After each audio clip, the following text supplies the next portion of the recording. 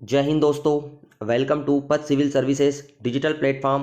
और आज हम लोग डिस्कस करेंगे इंडियन ज्योग्राफी के नेक्स्ट 15 थ्री मार्कर्स की।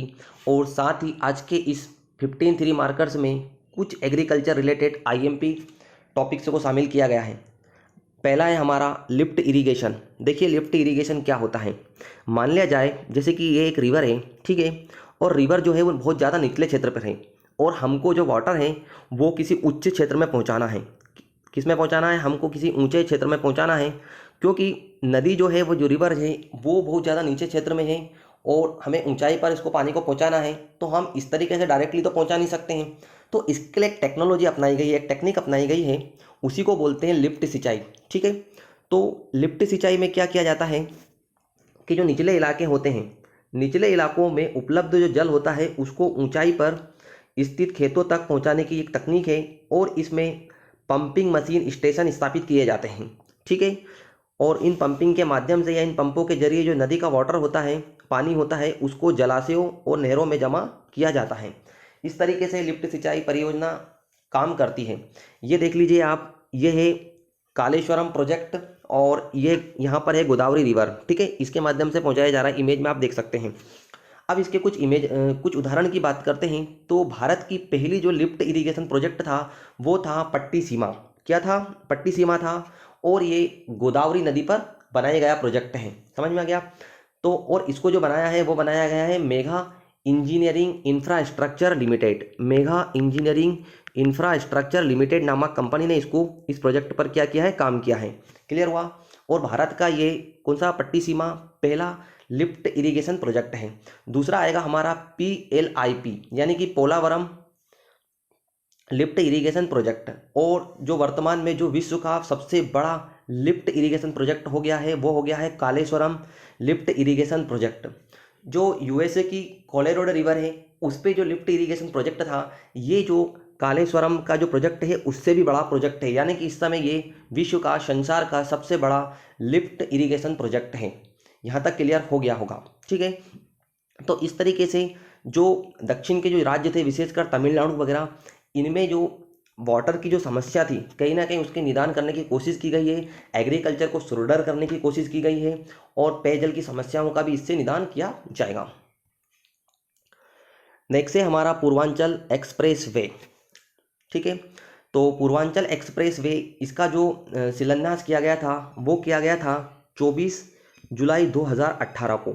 ये देख लीजिए इमेज में, ये है पूर्वांचल एक्सप्रेस वे। ये 6 लेन एक्सप्रेस वे है, लेकिन इसमें विस्तार किया जा सकता है, यानी कि इसको 8 लेन एक्सप्रेस वे भी बनाया जा सकता है। इसमें इतना स्पेस दिया गया है। और ये उत्तर प्रदेश में 340 किलोमीटर लंबा वे है। क्लियर हुआ? और ये लखनऊ से गाजियाबाद तक जाता है और ये उत्तर प्रदेश के 9 डिस्ट्रिक्ट्स को क्या करता है? ये कवर करता है। और अगर इसकी बात की जाए इसकी पोजीशन की, तो ये भारत का वर्तमान में सबसे बड़ा एक्सप्रेस वे हो चुका है। यानी कि वर्तमान में जो भारत का सबसे लंबा एक्सप्रेस वे है तो वो ये पूर्वांचल एक्सप्रेस वे ही है। ठीक है, और इसकी कुछ खासियत है, इस एक्सप्रेस वे की कुछ खासियत है। क्या है? तो पहला इसमें है एयर स्ट्रिप, यानी कि जब भी हमारी सेना को अपने कुछ विमान वगैरह को उतारने की जरूरत पड़ेगी, ठीक है, तो वो इस ए पे बेहतर तरीके से इसमें लैंडिंग की जा सकती है। और ऐसा लैंडिंग कहाँ पर बनाया गया है? सुल्तानपुर के पास में। ठीक है, तो इसमें जो भी हमारे विमान वगैरह होंगे सेना के, सिकोई, इस तरीके के, तो इनको लैंडिंग यहाँ पे बेहतर तरीके से की जा सकती है। इसका फायदा ये होगा। दूसरी चीज़, पहले इसमें इस वे पे जाने में 10 घंटे लगते थे और वर्तमान में ये कार्य जो होता है वो सिर्फ लगभग 4 से 5 घंटे में ही ये काम हो जाएगा। यानी आधे समय से भी कम समय में ये कार्य पूरा किया जा सकता है। इस तरीके से पूर्वांचल एक्सप्रेस वे कंप्लीट होता है। नेक्स्ट है हमारा मल्च या मल्चिंग। देखो, मल्च या मल्चिंग वह प्रक्रिया होता है जिसके द्वारा मृदा जो होती है, जो सॉइल होती है, उसको प्रोटेक्ट किया जाता है। यानी कि मृदा संरक्षण की एक तकनीक है। क्या होता है, जब खाली खेत होता है जहाँ पर फसलें वगैरह या पौधे या घास नहीं होती है, तो उस क्षेत्र की मिट्टी का जो अपरदन होता है वो वृहद स्तर पर बहुत ज़्यादा होता है। तो वो जो खाली खेत होता है, खाली खेत या जो मिट्टी होती है को घास से ढका जाता है। ठीक है, घास से ढक सकते हैं, उसको पराली से ढक सकते हैं या पौधों की पत्तियों से ढक सकते हैं। तो उससे क्या होता है, एक चीज तो उस पर ना कार्बनिक पदार्थों की इस पर परत चढ़ जाती है, तो इससे क्या होता है ना, मिट्टी का बेहतर प्रोटेक्शन होता है। दूसरी चीज़, मिट्टी में क्या होता है, अपरदन नहीं होता है, और मिट्टी में जो वाष्पीकरण की जो प्रक्रिया होती है उसको भी इससे रोका जा सकता है। ठीक है, तो इस तरीके से मृदा अपरदन को इससे रोका जा सकता है। दूसरी चीज़, घास वगैरह और पत्ते वगैरह का और भूसा वगैरह का, जो फसलों का जो भूसा निकलता है उसके प्रयोग से क्या होता है, जो मिट्टी की जो ऊपरी संस्तर होता है, यानी कि जिसको बोलते हैं ओ संस्तर, क्या बोलते हैं, ओ संस्तर होते हैं। मिट्टी में कुछ संस्तर होते हैं, जैसे कि ओ हो गया, ओ के बाद ए आ जाएगा, फिर बी आ जाएगा, फिर सी आ जाएगा। इस तरीके से जो संस्तर होते हैं मिट्टी के, तो ये ओ जो होता है ह्यूमस वाला संस्तर होता है, तो इससे ये ह्यूमस वाला जो संस्तर होता है वो भी सुरक्षित होता है। ठीक है, तो कुल मिलाकर जो मल्च होता है वो मृदा अपरदन को नियंत्रित करने का कार्य करता है। नेक्स्ट है हमारा सुटकेस एग्रीकल्चर। ठीक है, तो वे किसान जो उस भूमि पर नहीं रहते हैं जिस पर वो खेती करते हैं, तो उसको बोलेंगे एग्रीकल्चर। यानी कि मान लिया जाए एक भूभाग है और वहाँ पे फसलें उगाई जाती हैं। ठीक है, तो किसान लोग क्या करेंगे, जो मजदूर या किसान लोग क्या करेंगे, वहाँ पे जब बुआई कटाई और बुआई होगी फसलों की, तब तक तो वो रुकेंगे, लेकिन उसके बाद वहाँ से वो और अन्य जगह पे क्या हो जाएंगे, शिफ्ट हो जाएंगे। ठीक है, तो इसलिए इसको बोला गया है सुटकेस एग्रीकल्चर। ठीक है, ये क्या करता है, श्रम आउटसोर्स को बढ़ावा देता है। श्रम आउटसोर्स का मतलब ये होता है कि जब फसलें खेतों में जब फसलें होंगी तब तक वो वहाँ पे काम करेंगे, श्रमिकों को बुलाया जाएगा, दिन वो वापस वहाँ से रिटर्न हो जाएंगे इस तरीके से। और फसल को बोने और काटने में इससे क्या होता है, कम समय लगाते हैं। और ये जो पद्धति होती है सुटकेस एग्रीकल्चर की, ये यूएसए के जो प्रेरीज प्रदेश होता है, यानी कि जो गेहूं वाला बेल्ट होता है, उसमें सबसे ज़्यादा अपनाई जाती है। देखो, दो तरह की चीज़ें होती हैं, एक होती है इंटेंसिव एग्रीकल्चर और एक होता है, तो इंटेंसिव एग्रीकल्चर में क्या होता है, बृहद स्तर पर क्या की जाती है, खेती की जाती है। ठीक है, और सुटकेस एग्रीकल्चर में क्या होता है, श्रमिकों को क्या किया जाता है, बाहर से बुलाया जाता है और वो एग्रीकल्चर करते हैं और वापस रिटर्न यहाँ से चले जाते हैं। इस तरीके से इस सुटकेस एग्रीकल्चर में कार्य किया जाता है। और कहाँ किया जाता है, ये अमेरिका में किया जाता है। और ठीक है, और ये इंटेंसिव एग्रीकल्चर से थोड़ा विपरीत होता है। नेक्स्ट है हमारा फुमडिस। फुमडिस यानी कि जो लोकटक जो झील है उसी का ही एक पार्ट है, यानी कि उसके जो छोटे छोटे आइलैंड होंगे ना उस लोकटक झील में, उन्हीं को बोलेंगे फुमडिस। तो मणिपुर की लोकटक झील में तैरते हुए द्वीपों को कहा जाता है, उनको कहा जाता है स्थानीय भाषा में फुमडिस। यानी कि इनको मणिपुरी में कहा जाता है फुमडिस। किनको कहा जाता है, जो लोकटक लेक है ना, इस लोकटक लेक में जो तैरते हुए आइलैंड है या जो द्वीप है, इन्हीं को क्या कहा जाता है, स्थानीय भाषा में मणिपुरी में फुमडिस कहा जाता है। और यहीं पर क्या है, केबुल लामजाओ नेशनल पार्क भी है। कहाँ पर, इस लोकटक झील में। और इसी को जो ये लोकटक लेक होती है, इसी को मणिपुर की क्या कहते हैं, लाइफलाइन कहते हैं, इसकी जीवन रेखा कहते हैं। और यहाँ पर प्राकृतिक रूप से संगाई हिरण पाया जाता है, उसका ये एकमात्र स्थान है लोकटक झील। और इसी लोकटक झील को जो रामसर कन्वेंशन है उसके तहत 1971 के बाद भारत ने जब 81 में इस पर हस्ताक्षर किए, उसके बाद ये लोकटक झील को भी इसमें शामिल कर लिया गया था। यानी कि ये मॉन्टेक्स रिकॉर्ड में भी ये लोकटक झील है, ये शामिल है। इस तरीके से ये फुमडिस हमारा कंप्लीट होता है। नेक्स्ट है हमारा राज कैनाल। ठीक है, आप लोगों ने बिल्कुल नाम सुना होगा इंदिरा गांधी नहर का। तो वो इंदिरा गांधी जो नहर है उसका जो नाम है, एक और ऑफिशियल नाम है, वो क्या है, राज कैनाल है। ठीक है, और ये राज कैनाल जो लेक है, राज कैनाल जो है, ये नहर है, इसको कहाँ से निकाला गया है, तो सतलुज और जो व्यास नदी है इसके संगम पर इन दोनों जो नदियाँ मिलती है, सतलुज में जब व्यास नदी मिलती है तो इनका जो संगम होता है वहीं पे एक हरि के बैराज बनाया गया है। क्या बनाया गया है, एक हरि के बैराज बनाया गया है। और उसी से ये राज कैनाल जो है या जो इंदिरा गांधी नहर है, इसी को निकाला गया है। ठीक है, ये विश्व की सबसे बड़ी सिंचाई परियोजना है। ये विश्व की क्या है, सबसे बड़ी सिंचाई परियोजना है। और इसका जो शिलान्यास किया गया था वो किया गया था 30 मार्च या 31 मार्च 1958 को। और इसका जो लाभान्वन है, मुख्यतः इसका जो लाभान्वित प्रदेश है वो है राजस्थान के बाड़नगर, गंगानगर और बीकानेर जैसे ये सूखा प्रभावित क्षेत्र हैं, उनमें सिंचाई और बेहतर पेयजल की व्यवस्था के लिए इस कैनल को स्टार्ट किया गया था। नेक्स्ट है हमारा फर्टिगेशन। फर्टिगेशन क्या है, तो फर्टिगेशन ये सिंचाई की या इरिगेशन की एक लेटेस्ट टेक्नोलॉजी है। ठीक है, और इसमें क्या किया जाता है, इसमें जल के साथ में रासायनिक उर्वरकों को क्या किया जाता है, मिलाया जाता है और देन सिंचाई की जाती है। ठीक है, तो इसमें क्या किया जाता है, जल के साथ उर्वरकों को मिलाया जाता है और सिंचाई की जाती है। और इस तकनीक का जो विकास किया गया है इजराइल ने ही किया है। और आपको याद होगा कि इजराइल जो है इसी ने ही ड्रिप सिंचाई व्यवस्था का और स्प्रिंकलर सिंचाई व्यवस्था का विकास जो है वो भी इजराइल ने ही किया है। देखो फर्टिगेशन तकनीक का लाभ क्या होता है कि आपको अलग से रासायनिक खादों को फेंकने की, खेतों में डालने की जरूरत नहीं पड़ेगी। ठीक है, माने कि आप इसको पानी में ही डाल दीजिए और पानी में ही घुल जाएगा। लेकिन इसमें दो कंडीशन होती है। पहली चीज़, जो आपका वाटर होता है वो कहीं ना कहीं पानी में घुलनशील होना चाहिए। दूसरी चीज़ जो सबसे इंपॉर्टेंट होती है वो ये होनी चाहिए कि जो वाटर के साथ में जो रासायनिक खाद वगैरह है वो कोई गलत रिएक्शन ना करे, नहीं तो फसल बर्बाद होने के पूरे चांसेस होते हैं। इस तरीके से फर्टिगेशन कृषि की एक नवीनतम तकनीक है। नेक्स्ट है हमारा एनपीके। एनपीके मीन्स होता है नाइट्रोजन पोटेशियम फास्फोरस। ठीक है, तो एनपीके क्या होता है, एक रासायनिक खाद होता है जो कि सफ़ेद रंग का होता है। इसका जो रंग होता है वो सफ़ेद होता है, चमकदार होता है और इसके जो दाने होते हैं लगभग लगभग गोल गोल और बराबर होते हैं। ठीक है, और इसको एग्रीकल्चर में जो सबसे ज़्यादा जिस नाम से जाना जाता है उसको बोलते हैं यूरिया। यूरिया नाम से ही जाना जाता है एनपीके को। ठीक है, और जब हम इसकी बात करते हैं इसमें क्या क्या अवयव होते हैं, तो इसको 12-32-16 नाम से इसको निकालता है। 12-32-16, 12 से यानी कि इसमें नाइट्रोजन का जो रेशियो होगा वो होगा 12, 32 होगा पोटेशियम का और 16 जो होगा वो होगा फास्फोरस का। ठीक है, क्लियर हुआ। कहीं कहीं पे इसमें 19-19 या 18-18 रेशियो में भी ये निकाला जाता है, लेकिन मोस्टली इंडिया में जो निकाला जाता है इफ्को के द्वारा वो 12-32-16 का ही होता है 90%। क्लियर हुआ। कहीं कहीं इसमें अब जो वर्तमान में इसमें जिंक को कोटेट किया जा रहा है, कितना, सिर्फ 0.5 में इसको कोटेट किया जा रहा है। ये वर्तमान का बता रहा हूँ मैं। अब आप बोलोगे तो हरित क्रांति के बाद से इसकी उपयोगिता बहुत ज़्यादा बढ़ गई है। देखो हरित क्रांति की शुरुआत कब होती है, 1967 में। ठीक है, तो खेतों में फर्टिलाइजर की बहुत ज़्यादा रिक्वायरमेंट जो थी उसको पूरा किया गया था इस हरित क्रांति में, यानी कि फसलों की पैदावार बढ़ाने के लिए हरित क्रांति की शुरुआत की गई थी। क्लियर हुआ। तो इसी रासायनिक खादों के उत्पादन को बढ़ाने के लिए ही इसी वर्ष 1967 में ही इफ्को की स्थापना की जाती है। किसकी की जाती है, इफ्को की स्थापना की जाती है। कब की जाती है, 1967 में इस इफ्को नाम की संस्था की क्या की जाती है, स्थापना की जाती है। इफ्को को क्या बोलते हैं, इंडियन फार्मर्स फर्टिलाइजेशन कोऑपरेशन। ठीक है, यानी कि एक सहकारी संस्था है। सहकारी संस्था ना तो निजी होती है ना ही सरकारी होती है, ये सहकारी होती है। यानी कि इसमें कुछ लोग, कुछ सदस्य होते हैं वो मिलकर डिसीजन लेते हैं, मिलकर उस संस्था को चलाते हैं। क्लियर हुआ। और लाभांशों को अपने में बांट लेते हैं।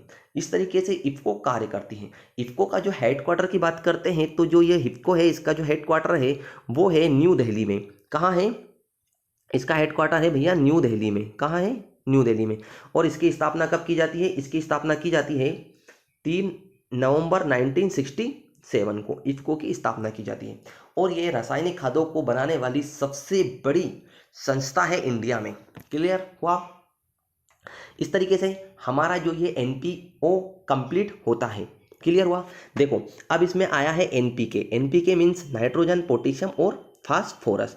तो जो इसमें नाइट्रोजन होता है इसका काम क्या होता है, जो पौधे होते हैं और जो क्रॉप्स होते हैं इनमें वृद्धि हेतु आवश्यक तत्व फसलों में कार्बोहाइड्रेट और प्रोटीन के उत्पादन में क्या करता है, ये महत्वपूर्ण भूमिका निभाता है। यानी कि अगर जो क्रॉप्स होगी उसमें हाइड्रोजन और पोटेशियम का जो कोई उत्पादन करेगा उन फसलों में, तो वो कौन करेगा, नाइट्रोजन करेगा। नाइट्रोजन का ये काम होगा। और पौधों में या फसलों में वाटर ट्रांसफर का और न्यूट्रिएंट्स का जो काम किया जाएगा वो कौन करेगा, वो करेगा पोटेशियम। कौन करेगा, वो काम करेगा पोटेशियम। और यदि पौधों की बात की जाए, ठीक है, तो उसमें जो फास्फोरस काम करेगा वो क्या करेगा, फोटोसिंथेसिस की जो क्रिया होती है, प्रकाश रासायनिक की जो क्रिया होती है, और जैसे कि मनुष्य में श्वसन की क्रिया होती है वैसे ही पौधों में या फिर फसलों में भी श्वसन की, रेस्पिरेशन की जो प्रोसेस होती है उसमें भी ये पोटेशियम महत्वपूर्ण भूमिका निभाता है। साथ ही ये फास्फोरस महत्वपूर्ण भूमिका निभाता है। साथ ही जो फास्फोरस होता है, जो अगर हमें कम अवधि की फसलें उगाना हो, ठीक है, तो कम अवधि की फसलें अगर मान लिया जाए हमको उगाना है तो हम इसमें अगर लिक्विड फास्फोरस डालते हैं, कौन सा, लिक्विड फास्फोरस डालते हैं, तो ये कार्य इससे बेहतर तरीके से किया जा सकता है। लिक्विड फास्फोरस से जो फसलें होंगी वो कम अवधि की हो जाएंगी। क्लियर हुआ। इस तरीके से हमारा ये एनपीके कंप्लीट होता है। नेक्स्ट है हमारा वेरी वेरी आईएमपी, पिंक क्रांति। ठीक है, पिंक रिवॉल्यूशन या गुलाबी क्रांति। ठीक है, वैसे देखा जाए गुलाबी क्रांति का तो इसका जो रिलेशन है वो झींगा मछली उत्पादन से या मांस या पोल्ट्री उत्पादन से सबसे ज़्यादा है, लेकिन इसमें प्याज को भी शामिल किया जाता है। कुल मिलाकर हम ये बोलेंगे कि जो हमारा प्याज होगा और जो झींगा मछली होगी, ठीक है, इनके उत्पादन से संबंधित जो क्रांति होगी उसको बोलेंगे हम, क्या बोलेंगे, पिंक क्रांति। क्या बोलेंगे, उसको बोलेंगे हम पिंक क्रांति। क्लियर हुआ। और भारत इसी क्रांति के बदौलत है कि भारत वर्तमान में झींगा मछली के उत्पादन में विश्व का सबसे बड़ा कंट्री बनकर उभरा है। ठीक है, आखिर इसकी शुरुआत क्यों की, इस पिंक क्रांति रिवोल्यूशन की लाने का जो उद्देश्य था, वो एम था, वो क्या था। देखो, जैसे ग्रीन रिवोल्यूशन का लाने का उद्देश्य क्या था, फूड सिक्योरिटी था, ठीक है, कुपोषण को कम करना था। वैसे ही ना ये पिंक क्रांति जो ना विटामिन की जो लेक ऑफ विटामिन है, ठीक है, विटामिन की जो कमी है उसको दूर करने के लाई गई थी। क्लियर हुआ। प्याज और झींगा मछली से संबंधित है। विश्व में भारत सबसे बड़ा झींगा मछली का उत्पादन बना है और विटामिन की कमी को दूर करने के लिए इस क्रांति को लाई गई है। अब इसकी जनक की बात करते हैं, जो ज़्यादा इंपॉर्टेंट नहीं है लेकिन लिखते हैं तो अच्छा है। तो दुर्गेश पटेल जो है भारत में पिंक क्रांति के क्या है, जनक है, फादर है। क्लियर हुआ। दुर्गेश पटेल क्या है, भारत में पिंक रिवॉल्यूशन के जनक है, पिता है। नेक्स्ट है रूर, भारत का रूर। ठीक है, एक भारत का रूर, इसको रूर क्यों बोलते हैं। देखिए, पश्चिमी जो जर्मनी है वो एक खनिज संपन्न क्षेत्र है, वहाँ पर लो अयस्क तो कोयला, इससे खनिजों का उत्पादन बेहतर तरीके से होता है। ठीक है, तो भारत में भी कुछ ऐसा क्षेत्र होगा, तो बिल्कुल भारत में भी ऐसा क्षेत्र है, छोटा नागपुर का पठार, तो इसलिए छोटा नागपुर का जो पठार है उसको बोला जाता है भारत का रूर, रूर ऑफ इंडिया। ठीक है, अब बात करते हैं कि छोटा नागपुर का पठार का जो विस्तार है वो कहाँ कहाँ है। देखो, छत्तीसगढ़ का जो उत्तर पश्चिमी भाग है वहाँ है, झारखंड का क्षेत्र लगभग झारखंड इसमें लगभग 80% झारखंड में कंप्लीट कर सकते हैं। और जो पश्चिम बंगाल है, पश्चिम बंगाल का जो पश्चिमी भाग है उसको मिलाकर छोटा नागपुर के पठार का विस्तार होता है। क्लियर हुआ। और छोटा नागपुर का जो ये पठार है इसी की एक कुछ विशेषताएं भी होती हैं। छोटा नागपुर पे जो सपाट क्षेत्र होता है, यानी कि जो पठार पे जो ऊंचाई वाला क्षेत्र होता है और इसमें जो समतल मैदान वाली क्षेत्र होता है उसको बोलते हैं पाट भूमि। ठीक है, और ये एक खनिज संपन्न क्षेत्र है। यहाँ पर बॉक्साइट, लोहा, ठीक है, कोयला और अभ्रक का बेहतर तरीके से उत्पादन किया जाता है। कहीं कहीं पर इसमें यूरेनियम का भी उत्पादन किया जाता है। इस तरीके से ये रूर प्रदेश कंप्लीट होता है। नेक्स्ट है हमारा पाक की खाड़ी। ठीक है, पिछले लेक्चर में हम लोगों ने डिस्कस किया था, क्या किया था, एडम ब्रिज भी हम लोग डिस्कस कर चुके हैं और मन्नार की खाड़ी भी शायद हम लोग डिस्कस कर चुके हैं।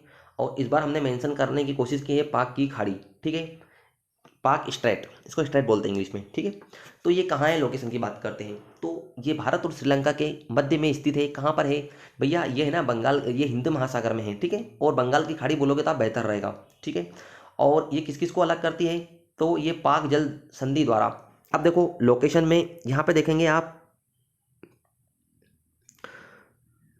ये यहाँ पर क्या है, पाक जल संधि है। ठीक है, और ये जो पाक स्टेट के द्वारा, मतलब पाक स्टेट जो है पाक जल संधि द्वारा मन्नार की खाड़ी से क्या होता है, अलग होता है। जब आप देखोगे तो ये रही मन्नार की खाड़ी इधर की तरफ, और इंडिया के लेफ्ट तरफ मन्नार की खाड़ी है हिंद महासागर में, और उसके बगल में है पाक स्ट्रेट। ठीक है, और एडम ब्रिज जो होता है, एडम ब्रिज प्रोजेक्ट जो है ये पाक की खाड़ी में ही क्या है, प्रस्तावित है। इस तरीके से हमारा ये पाक की खाड़ी कंप्लीट होता है। नेक्स्ट है हमारा बंगाल का शोक। ठीक है, बंगाल का शोक क्यों कहते हैं, देखो बंगाल का शोक जो कहते हैं वो दामोदर रिवर को कहते हैं। क्यों कहते हैं, क्योंकि दामोदर रिवर में जब बहुत ज़्यादा बाढ़ वगैरह आती है तो बाढ़ आने के कारण क्या करती है, बहुत ज़्यादा तबाही मचाती है, जन धन की बहुत ज़्यादा क्या करती है, हानि करती है। इसके कारण इसको क्या कहते हैं, शोक कहते हैं। कहाँ का कहते हैं, पश्चिम बंगाल का शोक कहते हैं। ठीक है, और अब ये रिवर है तो हम इसके उद्गम की बात करते हैं, तो इसका जो उद्गम होता है वो होता है हजारीबाग का पठार से, और इसकी जो ट्रिब्यूनरी है यानी कि इसकी जो सहायक नदी है वो है बराकर रिवर। ठीक है, और ये कहाँ पर भैया, ये वेस्ट बंगाल में किससे मिल जाती है, ये वेस्ट बंगाल में ना हुगली जो रिवर है, गंगा की सब ट्रिब्यूनरी है ये इसी को, और ये किस में मिल जाती है, हुगली में मिल जाती है। कौन, दामोदर रिवर। और इसी पर दामोदर नदी घाटी परियोजना की शुरुआत की गई है 1948 में। और जो दामोदर नदी घाटी परियोजना है ये स्वतंत्र भारत की पहली नदी घाटी परियोजना है। और ये जो दामोदर नदी घाटी परियोजना है ये अमेरिका की टेनेसी नदी घाटी जो परियोजना है उसी से प्रेरित एक परियोजना भारत में लागू की गई थी। क्लियर हुआ। अब हम बात करते हैं कि भैया ये क्या पश्चिम बंगाल की है, नो, ये पश्चिम बंगाल की नहीं है, ये 3 राज्यों ने मिलकर शुरू की है। कौन कौन से, झारखंड, पश्चिम बंगाल और वेस्ट बंगाल, इन तीनों राज्यों ने इसको कंबाइन रूप से इस प्रोजेक्ट को स्टार्ट किया है भारत में। क्लियर हुआ। और ये एक सिंचाई परियोजना है। और दामोदर घाटी की उपयोगिता की बात करते हैं तो ये बाढ़ नियंत्रण का कार्य करती है, पेयजल का कार्य करती है, उद्योगों को जल आपूर्ति का कार्य करती है। इस तरीके से इसके सिग्निफिकेंस को भी हम लोग लिख सकते हैं, मेंशन कर सकते हैं। नेक्स्ट है हमारा बाबा बुदन की पहाड़ियाँ। देखो बाबा बुदन की जो पहाड़ियाँ हैं ना, भारत के जो कर्नाटक राज्य है उसमें स्थित ये पहाड़ियाँ हैं। इनकी उपयोगिता अपने आप में है। ये ना लौह अयस्क के क्या है, लौह अयस्क के भंडारों के लिए जाने जाते हैं। कौन? बाबा बुदन की पहाड़ियाँ। और यहीं पर एक कारखाना है, एक इस्पात कारखाना है, एक स्टील कारखाना है जिसको बोलते हैं भद्रावती इस्पात कारखाना। वहीं पे ना अपने ये लौह अयस्क को क्या करते हैं, ये सप्लाई होता है। यानी कि जो भद्रावती इस्पात कारखाना है वो इन बाबा बुदन पहाड़ियों पर के जो अयस्क हैं उन भंडारों का उपयोग करता है। दूसरी चीज़, क्या बाबा बुदन की पहाड़ियाँ सिर्फ और सिर्फ लौह अयस्क के लिए जानी जाती हैं? नो, ये ना चूना पत्थर, क्रोमाइट और मैग्नीशियम के लिए भी जानी जाती हैं ये पहाड़ियाँ। नेक्स्ट है हमारा नोकरेक। देखो जब बात करते हैं हम नोकरेक की तो भारत का जो मेघालय पठार है, ठीक है, तो जो मेघालय है, मेघालय में गारो, खासी, जयंतिया। तो पहले आती है गारो, फिर आती है खासी और जयंतिया। तो गारो, खासी, जो जयंतिया है, यानी कि जो ये मेघालय का पठार है, ये कहीं ना कहीं मालदा गैप से, यहाँ पर है हमारा मालदा गैप, ठीक है, ये एक गैप बन गया था। तो इस मालदा गैप के द्वारा ना ये प्रायद्वीपीय भारत से अलग होती है। यानी कि देखा जाए तो ये छोटा नागपुर के पठार का ही अंग है, लेकिन क्या होता है कि ये मालदा गैप का जो ये गैप है, इसके कारण छोटा नागपुर के पठार से ये मेघालय का जो पठार है वो अलग है, ठीक है, अलग हो चुका है, लेकिन पार्ट वही है, ठीक है। तो इसमें जो पहली आती है गारो, फिर आती है खासी, फिर आती है जयंतिया। देखो इधर देखोगे आप, गारो, फिर ये खासी और फिर ये जयंतिया। तो जो गारो पहाड़ियाँ हैं उसी की जो सर्वोच्च चोटी है उसको बोलते हैं नोकरेक।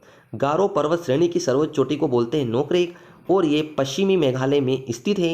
यहीं पर गारो जनजाति है वो निवास करती है। और इसकी जो ऊंचाई है हम मेंशन नहीं करते, लेकिन ये बहुत इजी है इसलिए हमने इसको मेंशन कर लिया है, वो है 15-15। क्लियर हुआ? 15-15 किसकी है? नोकरेक की सर्वोच्च चोटी है, पीक है। भारत में सर्वाधिक वर्षा वाले स्थानों में से ये एक है। वैसे देखा जाए तो भारत में सबसे ज़्यादा वर्षा वाला स्थान कौन है? स्थान की बात कर रहा हूँ मैं, पूरा भूभाग की बात नहीं कर रहा हूँ। तो वो है मासिनराम और चेरापूंजी। क्लियर हुआ? वो भी इसके नज़दीक ही पाया जाता है, इसी मेघालय के पास में ही पाया जाता है, ठीक है। तो देखो ये कीपनुमा संरचना है, हिमालयन क्षेत्र में एक कीपनुमा संरचना है। और जब दक्षिण पश्चिम मानसून की बंगाल की खाड़ी की शाखा इस क्षेत्र में जाती है तो इस कीपनुमा आकृति में क्या हो जाती है ना, ये फंस जाती है। और इसके कारण पवनों के ऊपर उठने से यहाँ पर घनघोर वर्षा होती है, इसलिए यह सर्वाधिक वर्षा प्राप्त करने वाले स्थानों में इसको हम शामिल कर सकते हैं। नेक्स्ट है हमारा गिर national park, very very important, जो कि चर्चा में बहुत ज़्यादा बना हुआ है। क्या होता था प्राचीन समय में, महाराजा लोग मतलब इनको बहुत महान समझा जाता था, जो कि शेरों का शिकार करते थे। जिसने शेरों का शिकार कर लिया समझ लो कि उसको बहुत बड़ा धनुर्धारी, उसको बहुत बड़ा धनुर्धारी माना जाता था, ठीक है। तो इसलिए शेरों की विलुप्त तो आज कगार पर पहुंच चुका है इंडिया, और इंडिया नहीं पूरा वर्ल्ड। और सेव द टाइगर का प्रोजेक्ट भी चलाया जा रहा है। अब देखो, अब हम बात करते हैं कि आखिर इसकी लोकेशन की बात, ये कहाँ पर है। तो गुजरात के ये जूनागढ़ और सोमनाथ का जो क्षेत्र है, या जो गिर का क्षेत्र है, वहीं पर ये गिर नेशनल पार्क को स्थापित किया गया है। कब किया गया है? तो 1965 में इसकी स्थापना की गई है। विश्व में अफ्रीका के बाद इसी में सिंह बचे हैं, यानी कि ये एशिया का पहला सिंह क्षेत्र है, मतलब एकमात्र सिंह क्षेत्र, यह कहना ज़्यादा उपयुक्त होगा। अब इसकी इंपॉर्टेंसी भाई हमारे मध्य प्रदेश के लिए क्यों है? देखो पालपुर कूनो जो अभ्यारण्य था उसको अभी लेटेस्ट में नेशनल पार्क घोषित कर दिया गया है। भारत मध्य प्रदेश का ये नेशनल पार्क घोषित किया जा चुका है अब, ठीक है। तो यहीं पना जो ये पालपुर कूनो नेशनल पार्क है, कहाँ है? मध्य प्रदेश के श्योपुर में है। और ये श्योपुर के जो पालपुर नेशनल पार्क है, इसमें जो गिर नेशनल पार्क है वहाँ से शेरों को लाकर बसाने की एक योजना है, एक प्रोजेक्ट है। इसलिए ये गिर नेशनल पार्क बहुत इंपॉर्टेंसी रखता है एग्जाम के पॉइंट ऑफ व्यू से। ये देख लीजिए आप गिर नेशनल पार्क का जो स्टार्टिंग है, और ये देख लीजिए आप वहाँ के शेर। इस तरह से हमारा गिर नेशनल पार्क कंप्लीट होता है।